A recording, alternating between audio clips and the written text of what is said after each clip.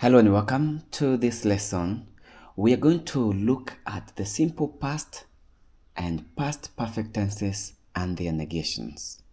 So in this chapter or in this class, we will learn how to make simple sentences using verbs in the simple past tense and past perfect tense. In Swahili, a particular tense marker denotes each tense.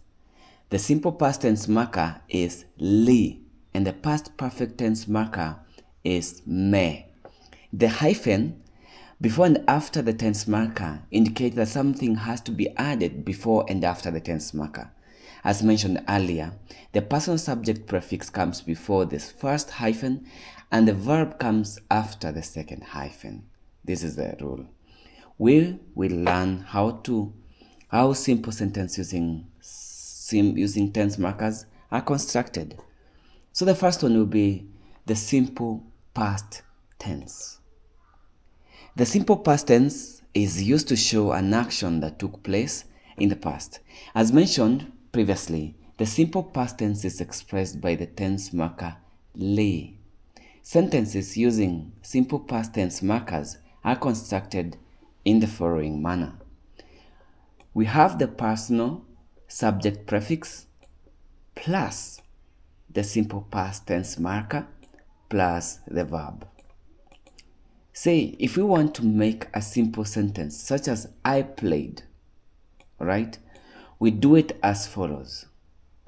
We take the personal subject prefix for I, which is ni.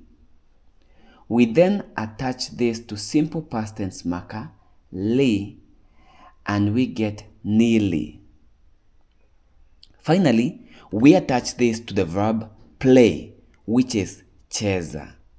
And then we get nilicheza, which means I played. Using the same method of construction with other personal subject prefix and Bantu verbs, we get uli soma, which means you read. And this is you in singular. Ali andika, which is he or she wrote. All right. Tuli kimbia, which means we ran. Li is the simple past tense, remember, right? The next example is mlicheka, which means you laughed. Cheka is laugh.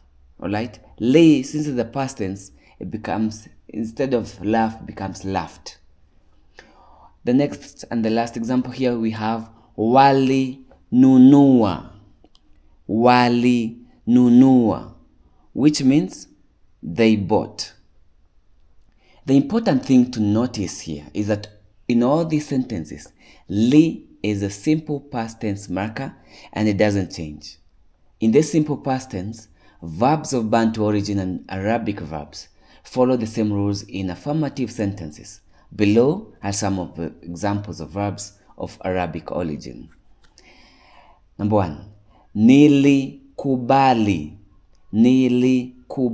which means I accepted. Ulifikiri,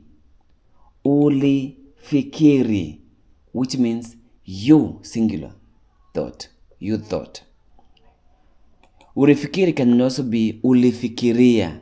Alright? Can be the same as this. Let me just copy and paste.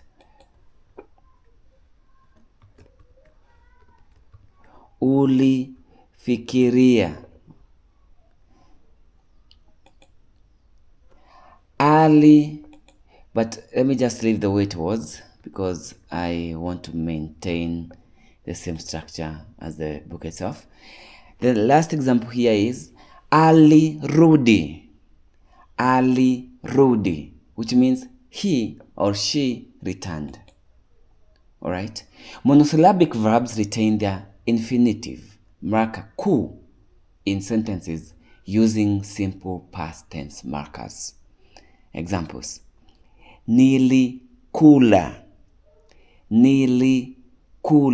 which means I ate, coming from the word kula, which is eat. ulikunywa, ulikunywa, which means you drank, and this is you in singular. Otherwise, if it was plural, it would be mlikunywa, all right, if it was you in plural. All right, the next and the last one is alikuja, alikuja, which means he or she came, he or she came. That marks the end of that lesson.